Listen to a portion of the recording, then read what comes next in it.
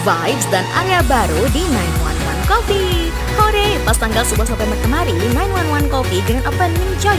Congrats ya. Tempatnya makin luas dan cozy loh. Di sini area outdoornya enak banget buat bersantai bareng bestie. Ada area indoor full AC juga nih, cocok banget buat family time. Pokoknya mah bakalan bikin betah deh. Vibes baru, ada menu baru juga dessert yang bakalan bikin nagih coy. Bener karamel dengan platingannya yang cantik menggoda. Pisangnya manis dan empuk, dilumuri saus karamel yang manis-manis gurih. Enak.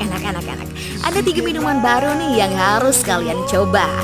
Ada rose latte, green canyon, dan blackpink. Ngopinya Mimin icip-icip rose latte dulu nih. Pahit kopi dengan sensasi wangi rose yang menggoda.